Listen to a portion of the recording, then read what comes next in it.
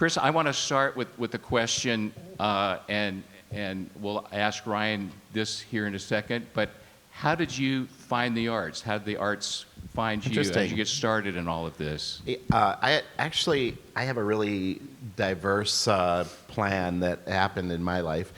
So I came from a broken home, and my mom used to save up money, and once a year she would take us to something for the arts. So I remember once a year we would get dressed up, my brother and I, and she would take us to the opera one year, to a Broadway musical another year, to a play another year.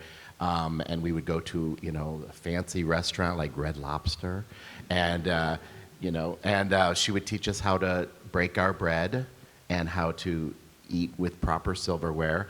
And so that was kind of my introduction to theater.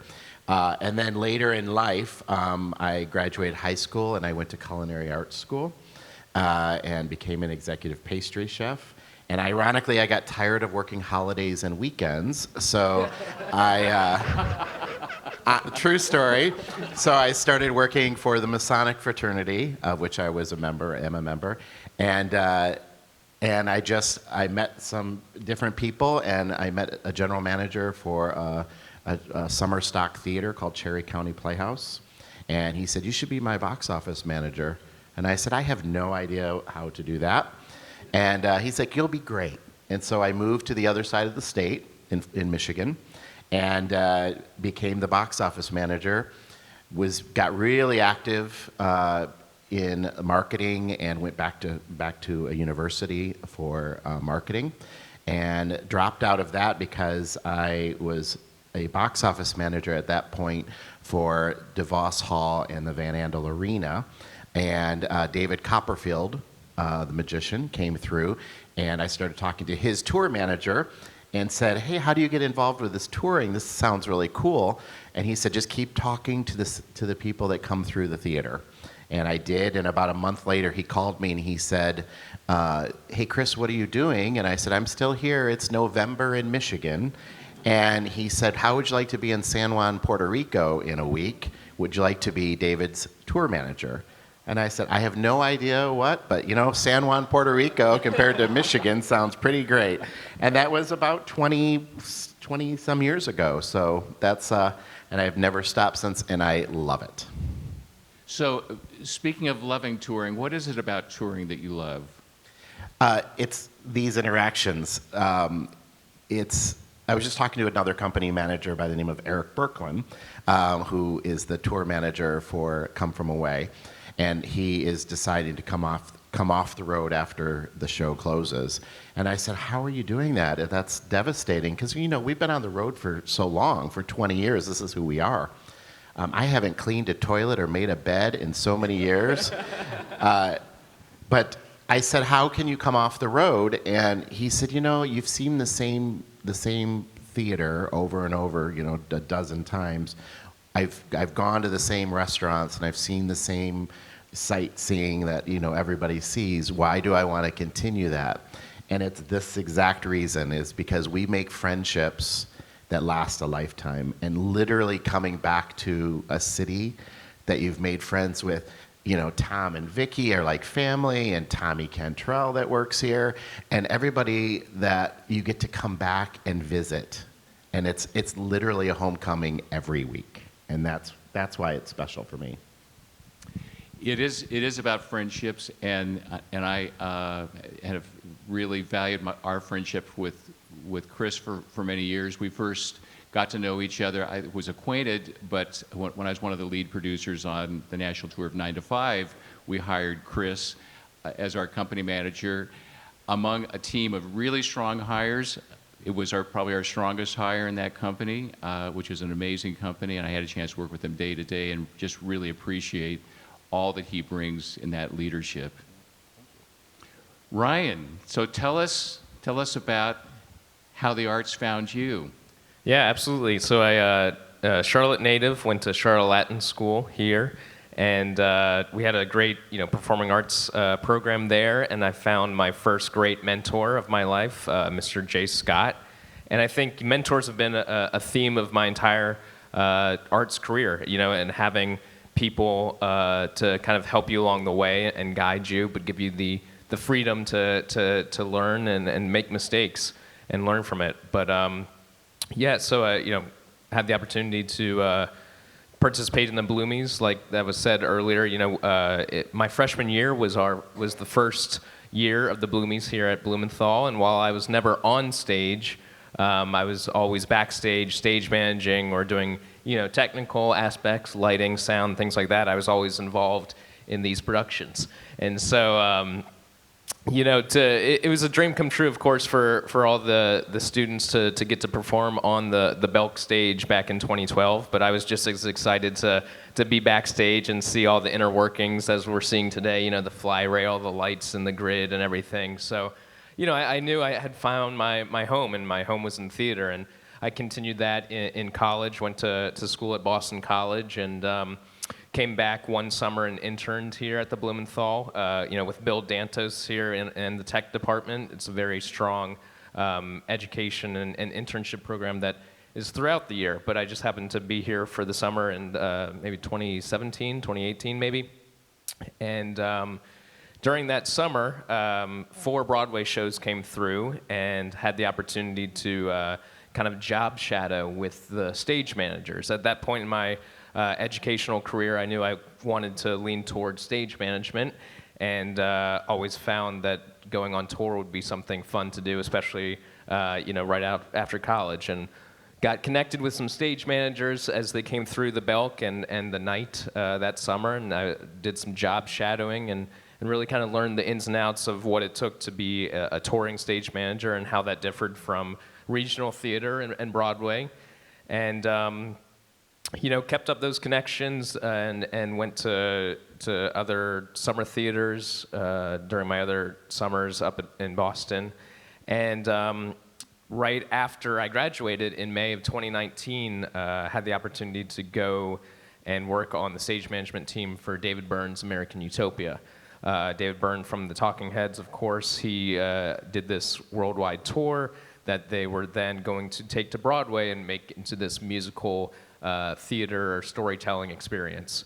And so I worked with them for a little bit, and then got a call to go on the road with Waitress.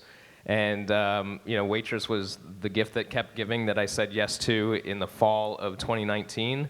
And fast forward 3 years to April of 2022, after doing a North American tour covering 50 plus cities in the U.S. and 4 or 5 in Canada and everything. We had a little break for COVID, but then was out back them again in 2022. Had the opportunity to come back here and play the Booth Playhouse and this stage for 5 weeks when we did our special engagement with Waitress. So that was definitely the gift that kept giving. And then the same production company that ran Waitress runs Les Mis, and had the opportunity to join the Les Mis team right after. So, it's definitely about who you know, but it's also about proving yourself. And once you kind of get involved with the right people, you kind of just ride that wave and look for the next opportunity. That's the hard thing, though, in our industry, though, is while you're working one job, you're always trying to think about the next one or two, because theater is inherently short-lived with how shows just are out on the road for a few years and then you're on to the next one. So, but it's a great experience, and that's kind of how I ended up, back here in Charlotte. So tell me, how's the experience of actually being out on tour compared with what you thought it would be? What's similar? What's different? Yeah, I mean, I definitely had to kind of earn my way up here to a show like Les Mis. So the first Waitress that I was on, when Tom talked about bus and truck tours back earlier, it was truly, we were doing split weeks and sometimes one-nighters where we would, be in a city, load in at 8 a.m., finish around 6, do sound check, do the show for one night only, and then load out, get on a sleeper bus, sleep through the night, wake up in the next city, and do it all over again. And those days were tough and they were hard, but you learned so much. You learned by doing, and that's been a big philosophy with my mentors and with me of Of course, you could just read a book on how to tour, but I don't know how much you would get out of that. It's going to Sioux Falls, and Shreveport, Louisiana, and Huntington, West Virginia. Like those are the days, the one-nighters where it's like we just got to get through this day. We have the show. We got to get it in and do the show. And you got to realize some of these places obviously do not have the resources that the Blumenthal has here in Charlotte, and so they get 1 or 2 Broadway caliber shows a year.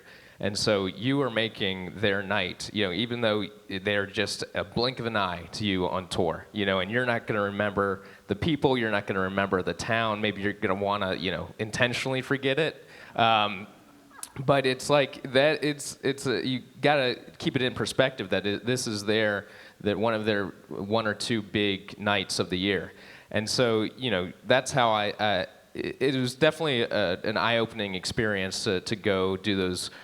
Bus and truck tours where we're just, getting the show up and running and going on to the next city. But, you got to work your way up, and now you're on a show like Les Mis that, we're in a city for a week, and we'll play LA, later, which will be like 6 weeks. So, you're earning your stripes, and it's a good experience. And now I'm just happy to be a part of Les Mis. I need to add to that. When we were walking up here, I said, it's so difficult to tour in your own city because you have to go stay with your parents, and you have to go see your aunt and uncle, and you have to. I was at the dentist this morning. He was at the dentist this morning, and it's exhausting when you're in your hometown. And we were laughing about it because we have this experience of being on these one-nighter shows, and you somehow figure it all out and you make it all work. But when you're here in a city for a week, I asked him, and he's like, yeah, there's just not enough time. And I'm like, yeah, but remember when you were on the one-nighters and you were still doing the same things, you were just crunching them into one night rather than a week. Yeah, and as part of the stage management team, we're involved with all the technical aspects behind the scenes, as well as the actors on stage. And one of our chief jobs is to maintain the artistic integrity of the show. We want to make sure that the show looks the same that it did on opening night in Cleveland, that it's going to look here, that it's going to look in Philadelphia. And especially on those one-nighter tours, that's your big job of making sure that you're giving the same product every night.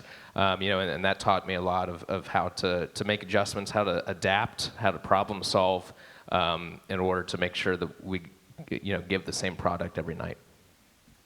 So Chris, tell us a little bit about what a company manager does. What are your responsibilities entail? I hate talking about my job. It's so boring. But it's this glamorous life we live out of a suitcase and in a hotel. But so I actually represent the producer on the road. So our producers, wherever that office may be, typically New York, I represent them on the road by doing, I'm everything from a mother to a father to an HR manager to payroll. I pay the benefits, so everybody has insurance, the 401k contributions, all the business side of the tour, but also my office with hopefully an amazing associate that sits next to me. We do all of the logistics for the tour, so we do all of the housing, the trucking, the busing, the hotel contracts, booking all of those in every city. So. It takes us for Les Mis. It takes us about to run our production, our tour, our people to move around the country and to pay them. It's about $358,000 a week. Is basically what I manage on a weekly budgetary process. In addition to that, I deal with the local venues and deal with the box office settlement that I work with the local box office every night and get reports from them and make sure that everything is adding up correctly. And then we work as a team to do the settlement process. So all the labor that we hire locally, we hire about 75 to 100 local laborers in every city we go to. So they all have to get paid as well. So we combined with our amazing local tech folks, and they provide bills, and we go through them together. And it really is a team atmosphere, because it's just a matter of putting all these pieces together in one night sometimes, but in our case, 1 week minimum. It's a lot of paperwork and process. In addition to stuff like that, we deal with. I received a phone call this morning, a sad call, that one of our musicians' father passed away in the evening, or throughout the morning, I guess. So now we're in the process of, trying to get a new replacement for that person to come in and do the show tonight. So there's always those things that are constantly happening, people getting sick, people getting COVID, people hurting themselves, things like that, that we're constantly working with people on that. So that's kind of my job in a nutshell, but I love it. So, Ryan, tell us a little bit about what a stage manager does. Sure. So we represent the director on the road. So as soon as the production opens, the director essentially gives this product to the stage manager to help to make sure it's maintained. So like I was saying earlier, whether you're here in Charlotte, you're in Philly, you're going to get the same product because the stage manager is maintaining the artistic integrity of the show. During the show, kind of day to day, we're backstage making sure that all the technical cues are executed at the same time, in the same place, at the same speed, in a safe way. So we're making sure that the scenery pieces that are flying in and out are safe and called on time. The lighting cues are all called. So we work with a team of about 3 people. Our production stage manager, Jack, who's been with the show for many, many years, and then myself, and then our assistant stage manager, Claire. So the 3 of us, on a typical night, one of us will be calling the show. So we'll be at a backstage kind of like mission control station with all these monitors and flashing lights and headset, and you're getting, the entire technical team is on headset. You're getting the show feed. We have all these different cameras mounted in the air, so we can see what's happening everywhere. Some are infrared cameras, so we can see in the dark. So we're making sure that all the technical cues are called in the exact same way. And of course, Les Mis is a sung-through show, so it's heavily dependent on the music. And so we want to make sure that the scenery, comes in and out and lands on the perfect note. We want to make sure that the lighting is up on the character who's singing, and dark in the other side of the stage, so we can make a scenery change. So Jack is usually calling the show, although Claire and I both know how to call the show, and we'll call it 2 or 3 times a week. And then Claire and I are backstage right and left, making sure that those cues are being executed, that we're also training our local technicians, because we travel with about 16 road technicians that are in different departments, hair, makeup, costume, lighting, sound, etc. But we also pick up, like Chris said, about 70 to 80 to help load in the show, but then we keep about 30. So we're teaching these locals who may have never seen the show, aren't familiar with the plot or anything. Of course, they're trained and they safely know how to operate what we're asking them to operate, but we're there to make sure that everything's happening. And again, with the limited time, we're training them as we go on that first night. So last night, it was our first night here in Charlotte. We're training people who have never run the show before. And that's kind of the thing that I love about touring is, you go to Broadway or something and you're there for 3 years and it's just the same people, and it's kind of, it gets boring almost in a sense. You just come in, do the show, and go home. But on the tour, you're constantly changing, you're constantly moving, you're having to adapt to the intricacies of the space itself. How do we fit our show into your space? And then how do we train the locals and make sure that, again, we're delivering that same product every night? I'll let you guys double team this question, but Ryan, you can start with it. Let's talk about a typical week. Not that they're really typical, but let's actually start with the curtain, the end of the show in the city before, okay, and then walk us through what happens over the next 7 days. Sure. So we were in Dayton last week, and so we had, say, a 5-show weekend. So that's 1 on Friday, 2 Saturday, and then 2 Sunday. So the Sunday show is a 6:30 show. It comes down, it's a 3-hour show. We're down at 9:30.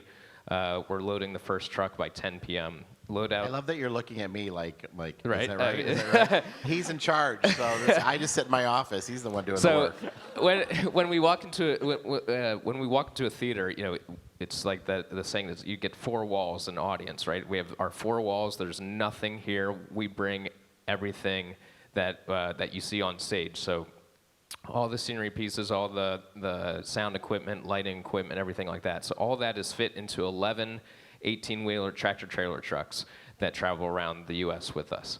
So Dayton, 6:30 show, ends at 9:30. First truck is getting packed at 10 o'clock. The loadout usually takes around 6.5 to 8 hours, depending on local conditions. That's, if it's snowing, do we have a loading dock? Are we using forklifts? Can we put, all these different things. So the first truck will be sent as soon as it's packed. It makes the 7-hour travel journey from Dayton to Charlotte. It gets here. We have an advance team that come in early that can meet that first truck and start hanging all the motors in the air. Meanwhile, we're finishing our pack, and we're done by like 4 in the morning, maybe 3 to 5, in the morning. Get a few hours of sleep, and then we're either on to a bus that we're sleeping while the bus is traveling, or we're waking up and catching the first flight out of that city, and then landing in the next city, and we're there. Again, we have an advanced person that has flown ahead of us, and then we start the load in Charlotte around 2 p.m. Work from 2 p.m. till 11 or midnight. That's on Monday. So we closed on Sunday, worked till 5 a.m., had off until 2 p.m. Monday, work until midnight Monday night, have 8 hours of off time. We're back in on Tuesday at 8 a.m., finishing those 11 trucks, putting the finishing touches on everything. We're focusing the lighting, tuning the room with the sound and everything. Have lunch and dinner break. The cast is in around 5. We do a orientation at 5:30, talk about just the intricacies of the theater, if we're going to have an opening night party like we did last night, what's our PT schedule like, all the different things that come with being in a new city. We do a sound check at 6 o'clock, do a little fight call, so we rehearse all the fights, put the last finishing touches on it. We close down everything at 7 o'clock, open the house at 7, and do the show at 7:30. And so in those 48 hours from 6:30 on Sunday to 7:30 on Tuesday, we've moved 11 trucks over 400 miles and done 8 plus 6 16 24 hours of work.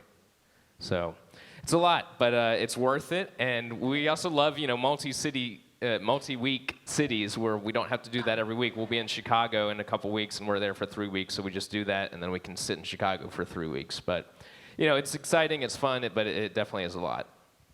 Chicago in February. It's going to be so much fun. What a glamorous life, I say, right? It's interesting because today our director is visiting us this week, and so today our cast comes back in at 1:15, and they do rehearsals throughout the day. We typically don't do rehearsals. We do brush-ups and things like that. We have understudy rehearsals, but because the director is in town, that's his opportunity to work with some of the principal actors. So throughout the day today, starting 1:15, all of our principal actors are called throughout the day to spend an hour or two with the director. So this week is really busy. Last week we were in Dayton, Ohio, and we decided to give everybody the week off, which was lovely. And the week off just meant that we didn't have to call them in during the daytime. We still do 8 shows a day. Yeah, we still do 8. That's our week 6 off. days. Yeah, it's great. And so we were able to. So this week is going to be our rehearsal week. So everybody's going to be in literally every day rehearsing. So it's great fun. But it's a lot of work. We talk about this, but we talked a little bit about why do we tour and things like that. I am sitting here listening to Ryan, and I'm kind of like proud Papa Bear, like watching him, because I'm thinking, well, this was someone who just graduated not too long ago and won the Bloomie, and now he's here, and he's talking so eloquently. So good job, Charlotte, for creating this amazing young man. So. But I do have to say that it is like traveling with family sometimes, because February is always a difficult time on any tour. We have a name for it, which I can't say in public, but it's February. And what we talk about is that it's usually cold and rainy or snowy, and we've been with each other every day for multiple months, and it gets to a point where we're like, okay, I don't want to really hang out with you anymore, but we still hang out with each other.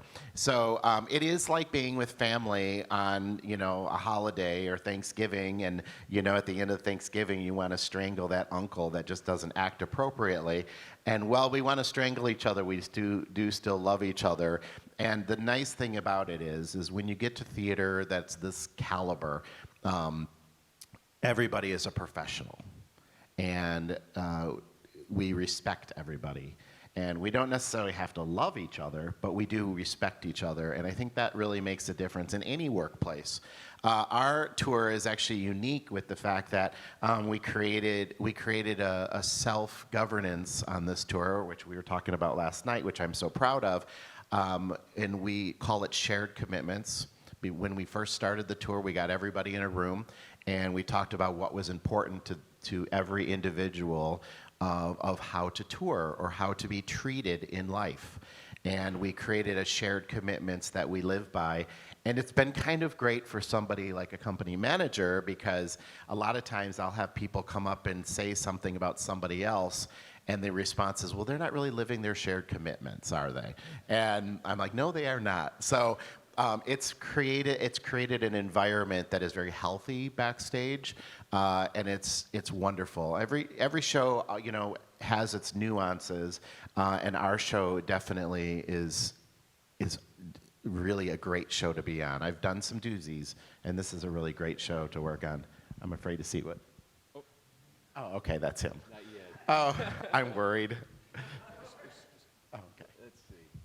So I mentioned Cameron McIntosh earlier, and when you heard about those logistics and how these shows tour with this incredible plan and the sets and all of this is organized, again, that harkens back to Cameron and the focus that he placed on it.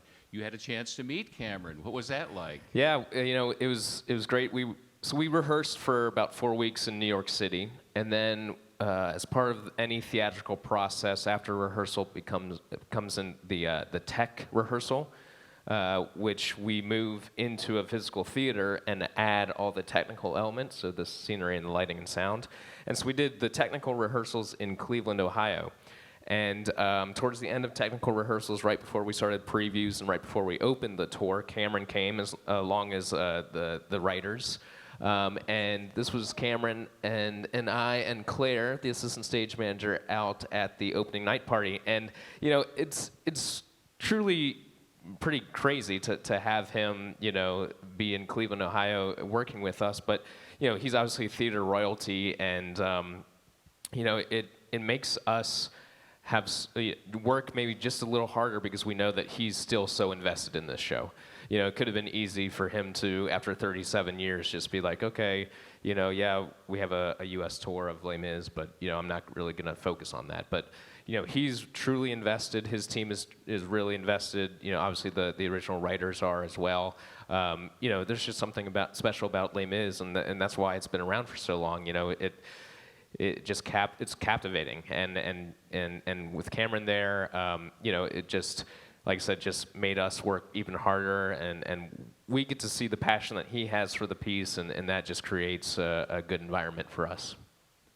So aside from Blumenthal venues, what are your favorite venues that you played? Yeah, Belk is always going to be my favorite. This was actually just taken at the Fabulous Fox in St. Louis. We were there a couple weeks ago. Every venue has its weirdnesses and its beauty, for sure. Off the top of my head, we've played some really cool places. Is there any place that you? Yeah, I have different favorites. A lot of my favorites, depending on the people that are there. I love Denver. I love St. Louis. The Fox Theater There are 3 Fox theaters in the country, the Atlanta, which you probably all know, but there's also one in St. Louis and in Detroit, and they're all pretty much the same, almost 5,000 seats, just shy of 5,000 seats. To give you an idea, the theater here is just over 2,000, so it's literally double the size. It's huge, which doesn't make it great for theater. They're old movie houses that have been turned into theater houses.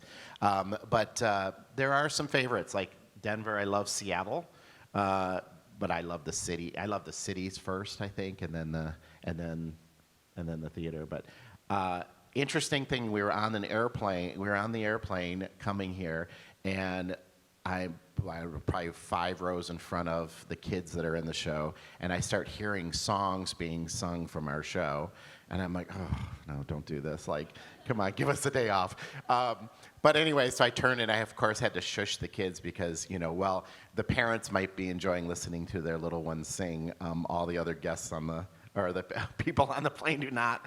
But nonetheless, we got into the city, and we got to the airport, which is under construction, as you all know. And I took a picture and sent it to Ryan, and I said, you need to pay more in taxes when you're in Charlotte. But we all collectively were talking about how excited we are to be in Charlotte. And that doesn't happen. That doesn't happen on tour because we just were, I don't know if it was because we were coming from Dayton, Ohio, or if we were just really excited. But Charlotte is definitely my top 5 maybe of places to come because there's restaurants here, there's such a strong arts culture here that you have created, and people get it here, like your audience members. We talked about this last night at the party. What I love that Tom is doing here, and I'm going to give him a little credit right now, is Charlotte is probably the only venue in the country that, with the exception of maybe the Amundsen is probably a good example, that he brings in theater that is important to see, not necessarily important to sell a ticket to. And I always say it's educating the audiences, right? So I was here with the band's visit, and I always say that a lot of theaters across the country, they always bringing in an anchor show like Hamilton, a Lion King, a Wicked, things that they know they're going to sell a ticket. But what happens here because of your leadership is he brings in shows that make you think, that make you question, and that's what theater is supposed to do. So bringing in shows like The Band's Visit is wonderful because it's not a show that every theater would bring into, and so you have something really special here, not only with this amazing couple that I love so much, but also just this board and this organization that actually is willing to make those choices, and I think that's really important. Thank you, Chris. You, among your duties is being host to lots of interesting people. President and Mrs. Bush in Houston when 9 to 5, and we played there. Yes. They were very avid theater goers. That's one thing we miss about them. They loved the theater and supported theater wherever they were at. Another great man that I'm very thankful for, we celebrated Dolly Parton's 65th birthday when the show was in Chicago, and Chris planned a whole party. I got to order Dolly Parton's birthday cake. Not too many people can say that. That's pretty cool. So, but staff morale is important. Chris has always been a trendsetter. Now we see electric scooters everywhere, but years ago you were one of the first people I know that had a Segway. Do you still travel with it? I travel with it. Just rode it here today. I've gone 3,700 miles on that sucker across all Canada and South America and the U.S., so it's been everywhere. But as a part of his setting camaraderie with the team, it's always interesting to see all the ways that he makes sure that he livens things up. His famous bunny suit, and you can tell on the left that was when you were doing Kinky Boots. But your sense of just establishing camaraderie with the team is so important. I think all of us can learn a lot. So just in closing here, we're going to open it up just for a couple of questions. What are the ingredients for creating a successful company that is going to enjoy being together and hopefully be with the company for a long time? I think it's easy. I believe in every work environment that you should feel safe to come into work, and you should enjoy your job or enjoy being at your job. You might not like the nitty-gritty of the job, but if you're surrounding yourself with fun people or happy people, then I think that is essential to all. I mean, we all want to go to a job that we enjoy, right? But my philosophy is that if you enjoy your job, then when that alarm goes off in the morning, you're not going to hit snooze so many times and then call in, right? So I like to have a fun time backstage. I'm usually the one that gets in trouble by some of our stage managers here because I'm usually the one that's goofing around. So it's the opposite of what I should be doing. But I do believe that we should have fun at work. I always say we're not curing cancer in theater. We're just having a good time. And I think that that's real important in life. Great. We'll close here briefly with any questions that you might have or comment or whatever. We'd love to take a moment to hear those. Yes. It's a good question. So we have like over 500 lighting cues that we're calling. We're constantly talking on headset, and then we have scenery cues, and all those scenery cues are on cue lights. So we're flipping switches, calling cues, listening to things. There's not really a lot of downtime. Other shows, like Waitress, for example, there was some downtime because you have scenes where you're kind of sitting there and there's not a lot of music happening, and it's almost more like a play for a sense with music. Les Mis, it's sung through, so we're constantly having to keep up with the music and changing from location to location. I'm going to add to that because I could never do what they do. I find it fascinating. So he talks about lighting cues. Anytime you see anything move on a stage, whether that's something coming in, something going out, a couch coming on, a chair going out, any movement is him switching a light. Every movement. If they're moving 3 things at the same time, there are 3 different lights. So there's a lot. Anytime the light changes from one place to the next, which happens multiple times in each scene, right? That's them telling the lighting guy, change, or go is basically. And so it's kind of fascinating to watch them because they'll say, cue light 123, go, 124, go, 128, especially during the barricade go. Sequence, with all the. It's fascinating. Yeah. So, and Les Mis is such a big show. We have all these, hidden special effects and everything. So, yeah, we're calling all of that. It's, it's a collaborative process, but there's definitely the stage manager at the helm, steering the ship. And keeping people safe. When they're bringing in a drop, you got to make sure people are out of the way. So that's cool. Well, thank you all for being here, and thank you for being members of Business Leaders for the Arts. We created this group a few years ago to connect with people who, in many cases, had already been supporters, but we wanted to create an opportunity to create greater insight into the arts, and particularly the impact of Blumenthal in what we do. And we look forward to seeing you at other opportunities like this, to have programs where you get a chance to hear from people like this and get some insight, and our Blumenthal Fellows to realize locally all that we're doing to lift up and celebrate our local artists. So if you're not a member, and I know we have some who are here for a first time, please talk to our team. We'd love to have you join our family of Blumenthal Business Leaders for the Arts. But thank you again for being here, and thank you to our guests as well for their presentations. Thank you.